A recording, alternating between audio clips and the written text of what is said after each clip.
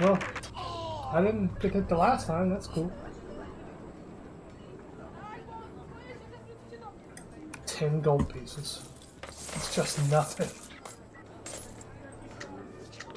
Goblin mugger. You walk down the dimly lit... Stop walking down alleyways! I'm dead if I can't flee here. You walk down the dimly lit alleyway mindful of your surroundings. Suddenly, a figure jumps out of the shadows and lunges at you. A goblin thief is armed with a sharp sword, held tightly in his hand as he advances towards you. The goblin snarls, "Hand over your valuables or else!" You can tell he won't hesitate to use his weapon if you don't comply with his demands. Your heart races as you reach for your own weapons. You prepare to fight back, determined to protect yourself and your possessions as you flee.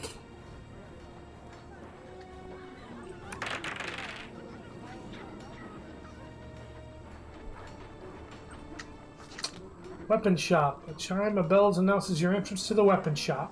The air is thick with the scent of heated metal and the faint tang of oil. Shelves of finely crafted blades line the walls, each one catching the glint of the flickering lanterns hanging from the ceiling. The soft clinking of hammers against anvils provides a rhythmic backdrop to your presence. "Welcome, welcome! A new face seeking the finest blades, I presume?" the shopkeeper says, her enthusiasm evident in her voice. "You've come to the right place, my friend. We forge weapons that are not mere tools, but extensions of one's prowess. Take your time, peruse our collection, and let me know if anything catches your interest." Nothing will, because it's all too expensive. Oh. Except for the short sword, which is worse than the dagger? A short sword should be better than a dagger. Okay, whatever. Can't do it! You push open the heavy door of one of the city's many warehouses and step inside. Your senses immediately assaulted by the musty smell of old wood and rotting fabric. The dim light cast by a flickering torch reveals aisles upon aisles of crates and barrels, stacked high against the walls. As you begin to search through the warehouse, you come across a glint of possible gold hidden among the boxes. You move closer to investigate. Nothing happens. It were just gold paint. City marketplace, a cacophony of voices and the vibrant colors of countless stalls greet you. You've stumbled upon the city's bustling marketplace, a sprawling hub of commerce and activity. It's a place where the scent of exotic spices mingles with the clamor of haggling, and where all merchants from all corners of the realm peddle their wares. Stalls upon stalls stretch as far as the eye can see, offering a dizzying array of goods, from shimmering silks to gleaming jewelry, and from fragrant herbs to mysterious trinkets. Crowds of people jostle and haggle, their voices creating a symphony of bargaining that fills the air. I can bribe someone for information, grab a potion of healing. I need the health or I might not survive the next encounter. I'd love the experience, and it fits with the scout to try and gain experience, but I've got to survive before any of that matters. Crimson Captain. As you turn a corner, a crimson shadow agent with the markings of a captain on her robes suddenly pulls her sword. Her face grows deadly serious as she moves toward you. "Word is out all over the city that Queen Malvina is offering a large reward for the head of the adventurer who is tracking the celestial prism. I'm not sure if I care about the reward, but I do enjoy a challenge." She lunges toward you. She deals 2 damage per hit. She has 12 health. I could beat her in 3 hits or die in 6. I'll try it. I mean, what's the point if you don't at least try it sometimes, you know?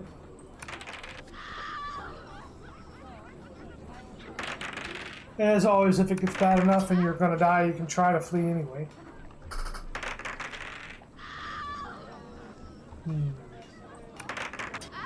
Got her. Alright.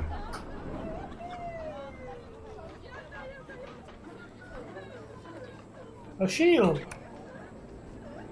Alright, that increases my defense. Maybe that'll make the difference. Alley Beggar. Venturing through the narrow alleyways of Roseport City, you catch sight of a solitary figure huddled against a wall, wrapped in ragged garments. The beggar's eyes, once filled with fire, now hold a distant, resigned gaze. That says resigned glaze. You want to fix that. I guess somebody's eyes can be glazed over. But I assume you meant gaze there. Anyway, as you approach, the clink of coins draws his attention, and he looks up with a mixture of curiosity and weariness. You realize that this beggar might have seen Queen Malvina's knights pass by. If approached with empathy and respect, the beggar might share valuable information. His tattered appearance suggests a life of hardship, and his knowledge could be a hidden gem in the city's shadows. His knowledge often is. You fail to earn his trust, nothing happens. Crimson Recruit, as you walk through the busy streets, you notice a group of people cowering in fear, backing away from a young woman in red robes. This surprises you, as she seems quite young. You may not realize it, but you're going to be my lucky break. When I defeat you and earn Queen Malvina's favor, I will move up the ranks of the Crimson Shadow very quickly. Someday, I might even run this whole city. Without another word, she pulls a weapon and moves directly toward you. She will kill me in 4 hits, or I will kill her in 3. She's only worth 4 experience with my bonus. What if I flee? I don't gain anything though. I just survive. Flame Zombie. Your first clue that something is wrong is the sound of people screaming. Rushing around a corner, an undead creature covered in pure flame appears. The animated corpse doesn't seem to feel the pain of the flames as it barrels right toward you. You have no idea who created such a creature or what its purpose might be, but you have no time to ponder such questions as it draws near. You pull your weapon and prepare for the worst. I think this is the same situation except slightly harder to flee. It might have lower defense.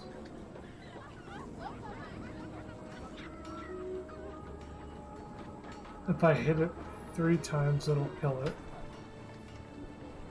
But if it hits me 4 times, I'll die.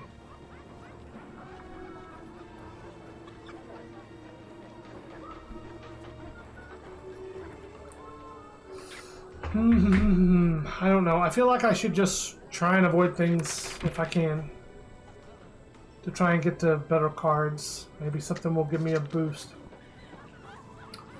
You hear a faint hissing sound emanating from a nearby alleyway. Curiosity gets the better of you and you peer into the darkness to investigate. That's when you see her. A tall, slender woman dressed in flowing robes with fiery hair cascading down her back. She laughs, a cruel sound that sends shivers down your spine. Oh, you poor naive soul! Do you really think you stand a chance against Queen Malvina? I have been given the power to alter your destiny!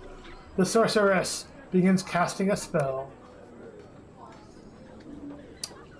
She ruins your fate or nothing happens. Well, you can't reduce my fate beyond 0, apparently, so it's fine. Quiet Park. A small park is nestled in the midst of the city, surrounded by tall buildings that seem to tower above it. The air is filled with the sweet fragrance of blooming flowers and the gentle rustle of leaves in the breeze. In the center of the park stands a large shade tree, where you find refuge for a few minutes. Brightly colored birds flit overhead, their songs adding to the peaceful ambience. You decide to catch your breath for a few minutes and gain 3 health. Cool. Boiling Mires. You enter a new area. The trail of Queen Malvina's knights has led you to the heart of this swamp, where something seriously evil lurks. The Boiling Mires is a treacherous expanse of marshland, shrouded in an eerie mist that clings to the air like a suffocating cloak. It earned its name from the ever-present bubbling pools of toxic sludge that dot the landscape, releasing noxious fumes that twist the mind and corrode the body. Venturing into the Boiling Mires is a perilous undertaking, as it harbors a plethora of grotesque creatures. The murky waters teem with slithering horrors, such as the venomous serpents with fangs dripping with potent toxins. Massive, carnivorous plants lurk beneath the surface, their deceptively beautiful flowers luring unsuspecting prey to a grisly fate. Amidst the oppressive atmosphere, an intrepid explorer might encounter beings of unfathomable terror. Lost souls, trapped between life and death, wander the marshes in a perpetual state of anguish.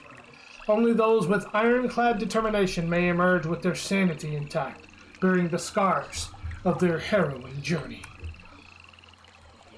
As I die in the first card. Swamp Druids. You encounter a pair of druids, cloaked in robes woven from swamp flora. Their eyes gleam with ancient wisdom as they regard you with a measured curiosity.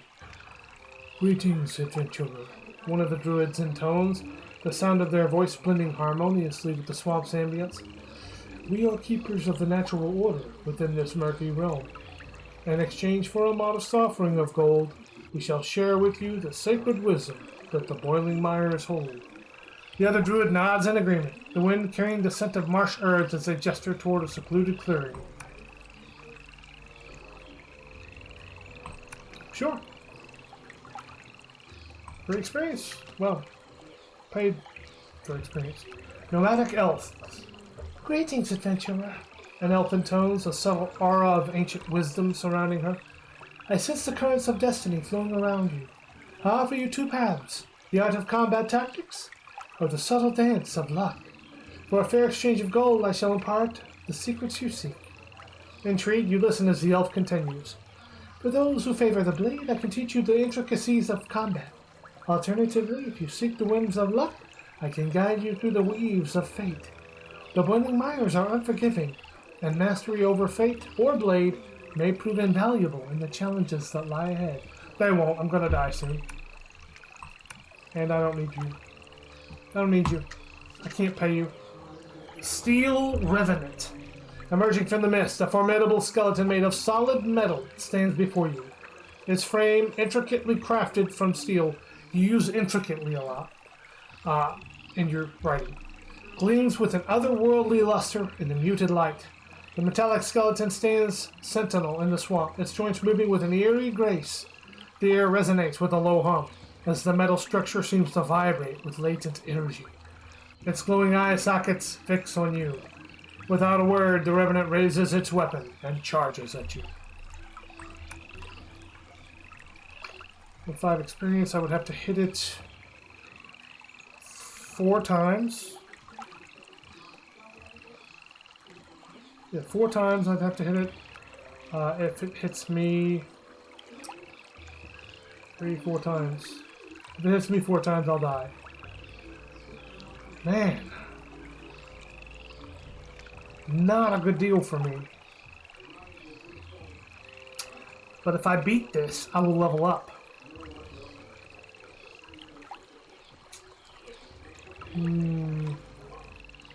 I can always sleep if it goes bad. I don't expect it to go real great either. Hitting is good. Enemy missing is good. Hitting is good. Yes, please. All right. Some good rolls on a combat. Frost sword, and I can't use it. It wouldn't even increase my damage anyway. Ta-da! Man, this is rough.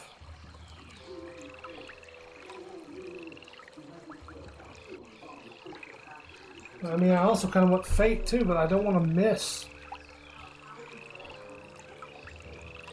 It seems like it's hard for me to make the enemies miss, but my health is low.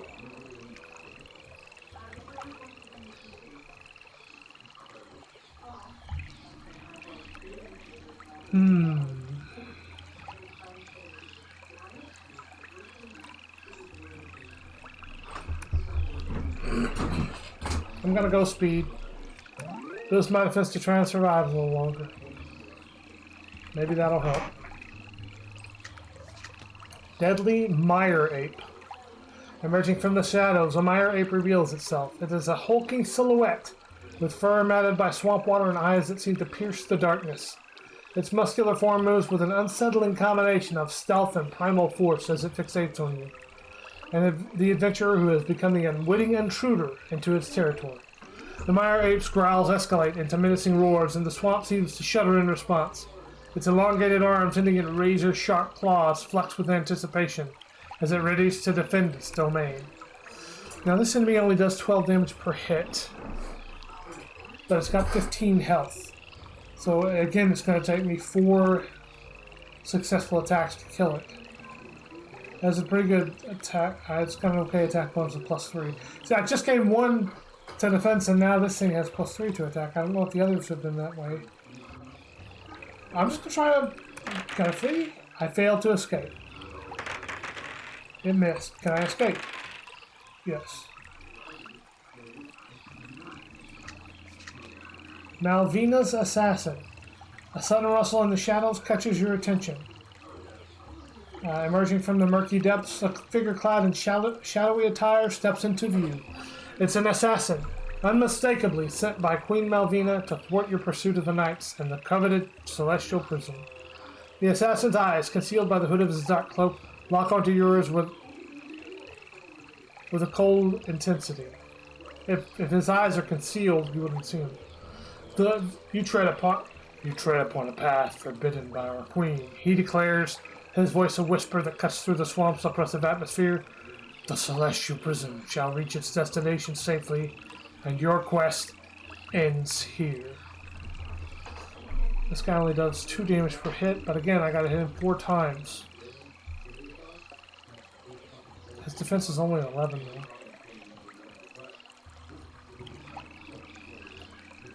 I don't want to avoid every combat. Neither do I want to get hit.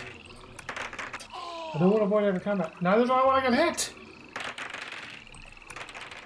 Neither do I want to get hit.